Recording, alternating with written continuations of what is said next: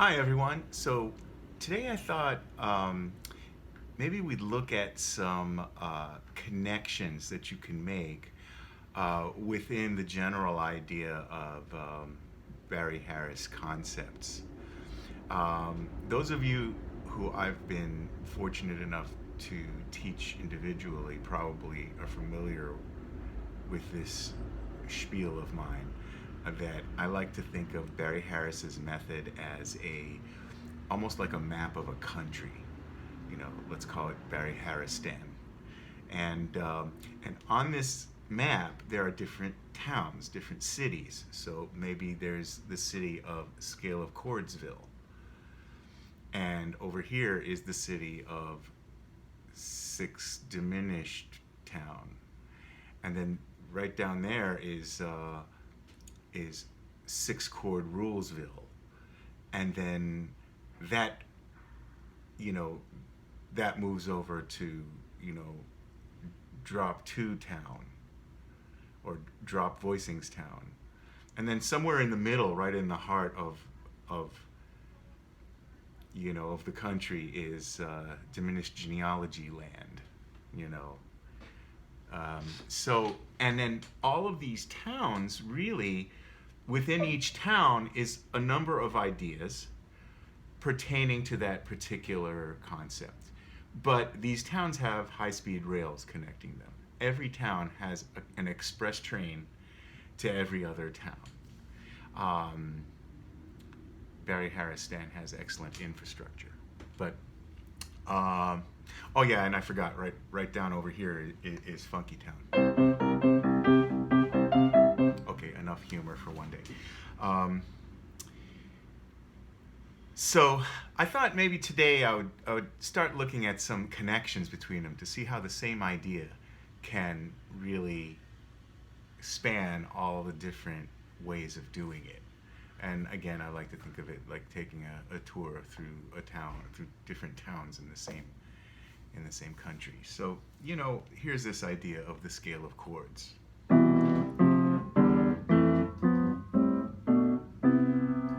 Right? And the scale of chords has movement associated with it.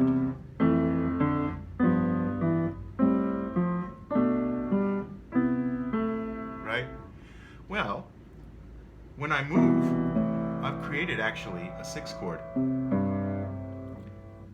which means that connects to 6th-diminished.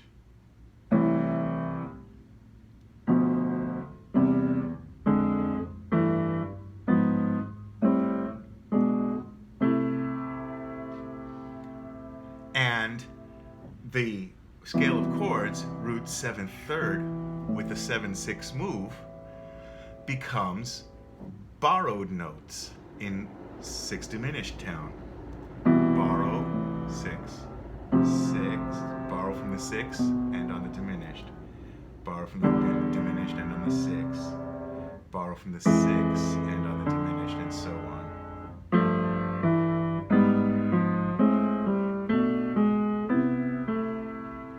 So one more time so that you hear them back to back. The natural scale, so I guess scale of chords town has to do with the natural scale, and 6th-diminished town has to do with the 6th-diminished scale.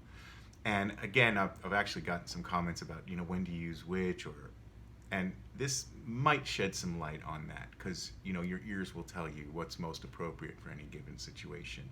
The key is that you're limber enough mentally to be able to move between the concepts freely. And again, when you're developing a practice routine for yourself, to me at least, I find it much more helpful to think of the whole idea holistically as one complete idea where you make connections within it, instead of going step by step by step. That's not to say that, at least in the beginning, taking a step-by-step approach isn't beneficial. Of course it is. But you design a routine based on your preferences. And I could also address this in videos, how to approach practicing these different concepts in a logical way. So maybe stay on the lookout for some videos of this. So here it is, the natural scale, or scale of chords tone, with a move. Do it in a sixth diminished. And now you're borrowing.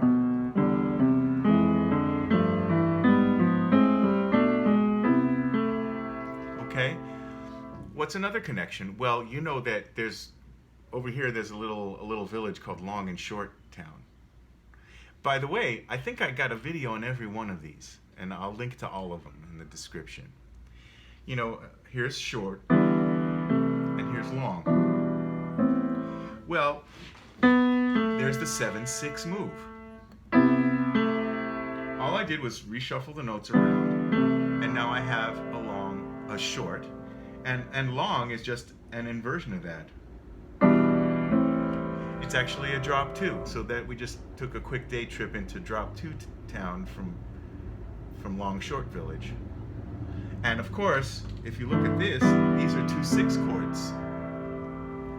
So these 2 towns, we just took a train over to sixth chord Rulesville, because this is the second rule on the major and this is the first rule on the major. And if I want to add a diminished, well, I just took another day trip into diminished genealogy land, because that's diminished connects all those sixth chords. Well, I just became a victim of the very thing that I'm trying to fix, which is that feeling of being overwhelmed by all the connections. But that's exactly the advantage of thinking of it in terms of these towns, because then you practice each one. And as you do, you get more familiar and you can design your own connections. So let me try not to get carried away. So where were we? We were looking at how the long short really connects to scale of chords. So let's do short for clarity.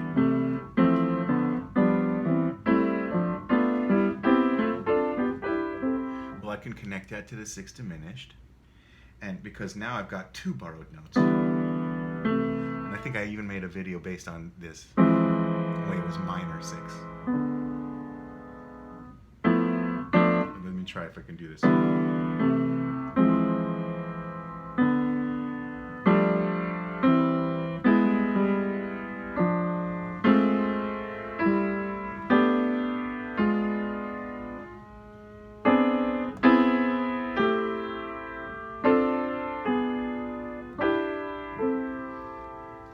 So that's how short, and also long short, will connect to sixth diminished.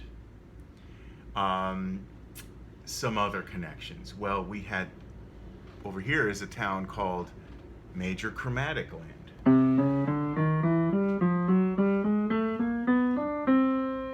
So, well, what is Major Chromatic Land all about? Well, it's about adding a half-step embellishment to a scale tone, and when you come across the diatonic half steps in the scale, you add an extra one. It could be any extra note. So maybe I'd give it a double value. Or maybe I would go to the next scale tone up. So for more information on this, check out my video on the major chromatic, which will be linked to in the description. But let's look at how this connects to the other stuff. Well, you remember we had scale of chords, and we had our half-step embellishment. Well, what's this? I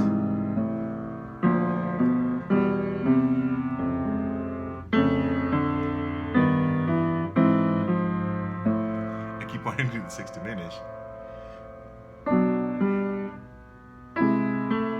You see that? So, look at this.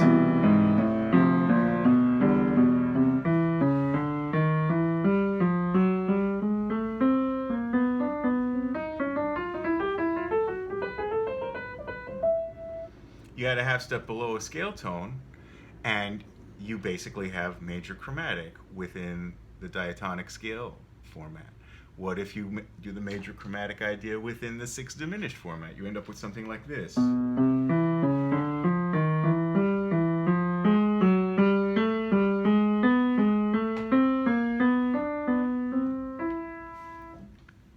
And put that within a scale of chords context.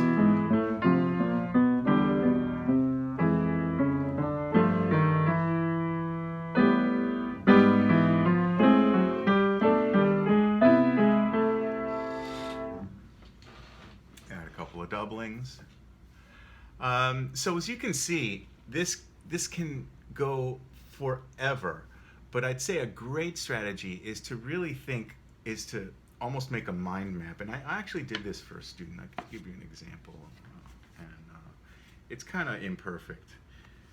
I might post a cleaner version of this, but as you can see, it's like little bubbles. It's almost like a bubble that connects to another bubble that connects to another bubble. Try to create a similar map for yourself, one that's individual to you, that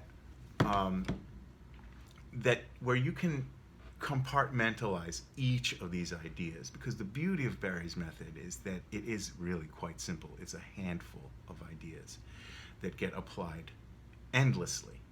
So see if you can compartmentalize those ideas. When you focus on them, focus on each idea, and then make a connection. And I just gave you a few examples of how to connect them. Keep an eye out for more videos on this topic, because I'd like to maybe go through a journey of trying to design practice routines that are effective. They don't have to be,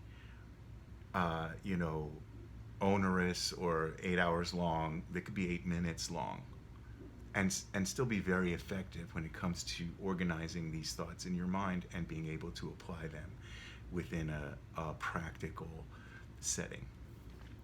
So that's it. Making connections with Barry Harris ideas. Hope this was really useful to you. As always, I love the comments. They really do help me find relevant topics. And again, if you're finding this useful and you want to support more of this kind of content, please consider visiting my Patreon page, where I'll post all kinds of useful stuff, as well as these videos. And also, if you become a patron, there are other perks for patrons, such as transcriptions, live Q&As, and all of that kind of stuff that I'm building right now. So once again, I appreciate all of the wonderful response I've been getting, and I look forward to chatting with you on the comments. And thanks for watching, and see you on the next one.